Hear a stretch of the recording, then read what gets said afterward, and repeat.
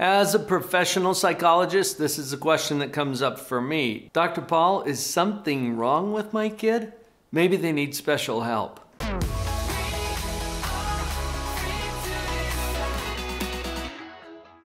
The good news is your kid may be more normal than you think. The bad news is you've got reasons for wondering that. So let's get into both aspects of that. Can we start with the bad news? There's reasons why you're wondering if something's wrong with your kid, and usually it has to do with behavior. Let me give you a little background from my clinical experience as a professional psychologist. My primary focus has been with children, adolescents, and families. And diagnosis is a tricky issue. Most of the psychiatric diagnoses for children are behaviorally defined. What that means is we look at the kid's behavior and then we conclude that they've got something going on based on that behavior. And it can get really tricky because kids who are depressed, for example, might withdraw and pull out of activities and not show an interest in things that they're usually interested in, or they might act out and bounce off of the walls and drive you crazy. And it could be the same diagnosis, but a very different behavioral presentation. That kid who's bouncing off the walls could have attention deficit hyperactivity disorder. You've heard of it as ADHD. Or they might be oppositional and defiant. In fact, oppositional defiant disorder, ODD, that's odd. Sorry, that was a softball. I had to take a swing at it. That's not even a real diagnosis. It's a description of symptoms that are primarily behaviorally defined. I just want to give you a sense of how complicated it can be to actually nail down a diagnosis for a child because it's harder to access everything that's going on with them, and different kids are going to present in very different ways. Now let's slip back over to the good news. Your kid is probably more normal than you think. In a normal course of development, kids go through developmental stages where they're working on different developmental tasks. Let me pick one that's pretty obvious. Empathy. All right, empathy means that you understand and care how other people feel. You're able to kind of join them and get outside of your own head to understand and care how someone else feels. Kids are not capable of this at early stages of development.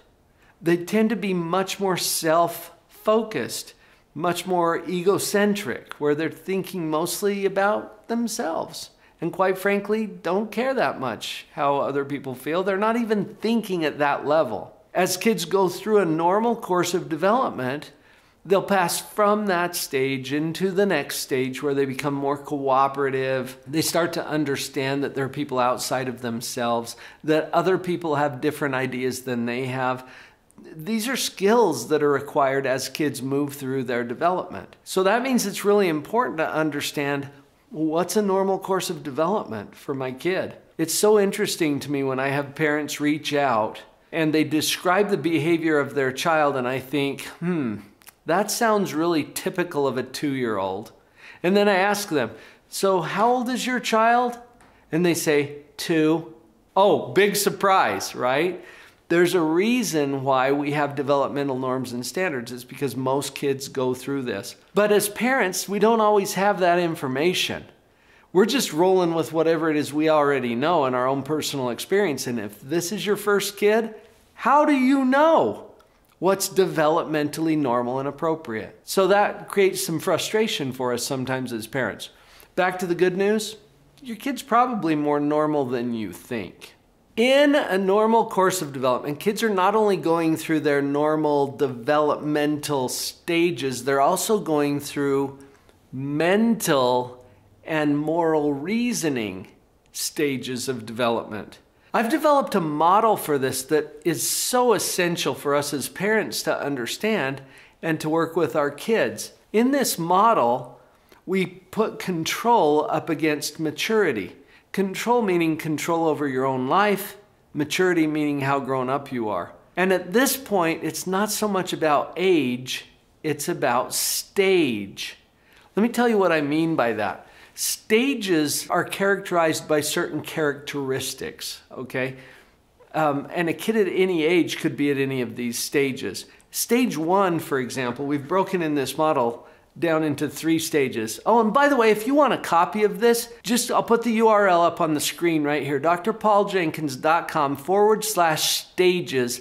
I'll send you a PDF copy of this model so that you can refer to it, maybe even post it on your wall somewhere, because this can become part of the conversation with your kids.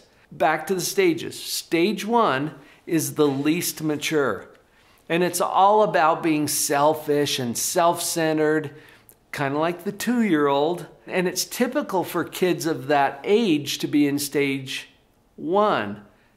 But can you see that this is also possible for a 15-year-old that's being selfish and demanding and manipulative and fighting and yelling and screaming? Yeah, and sometimes parents slip down there too. We sometimes lose our cool. That's all stage 1, okay? Stage 2 is all about cooperation.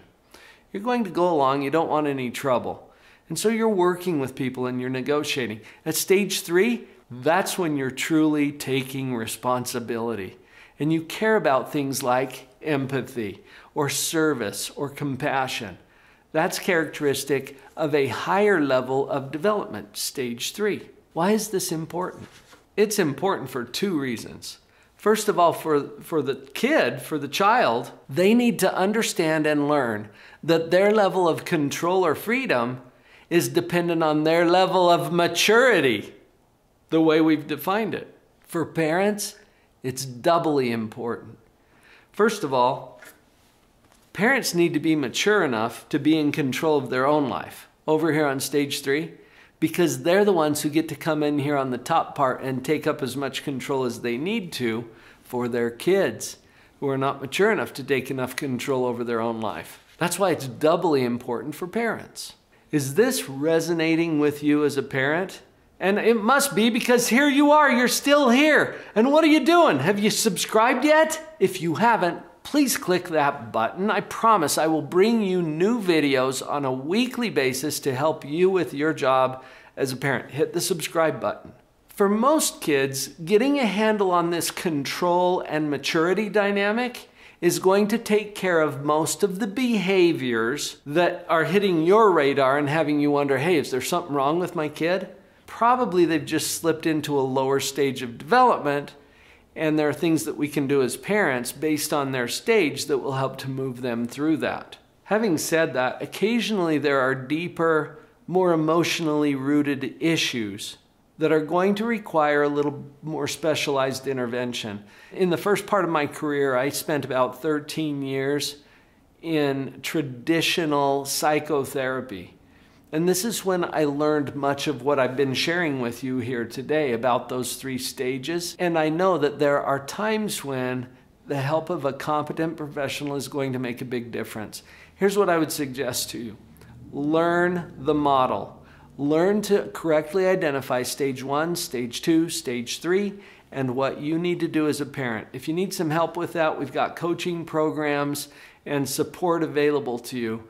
Learn that, and as you begin to apply those techniques and strategies, I would expect that you're going to see some behavioral shift. And if not, then maybe we need to look a little bit deeper. You know, we can problem solve that together.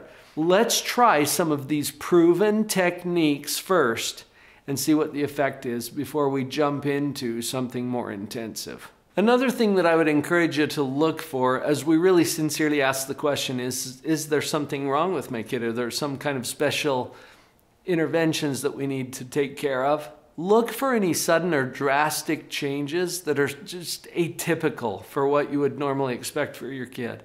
A sudden change in interest or activity level or mood. A certain level of that is normal. Okay, especially as kids get into their teenage years, because they have a lot of hormonal changes that affect their mood and their attitude. But you're looking for things that don't quite fit. And if you can't see clear reasons or developmental stages that are behind it, then maybe we need to look a little deeper into that. You've got good discernment as a parent. Keep an eye and keep track on those kids, and trust your gut about this too. If it's telling you you need to go further, then trust that. You probably could ask some questions that would help you to feel more peace about it. And when in doubt, go to your resources, because you don't have to do this alone. If you're new at this, and even if you aren't, check out that next video, 5 things every new parent needs to know, where you're going to find even more support on this parenting journey.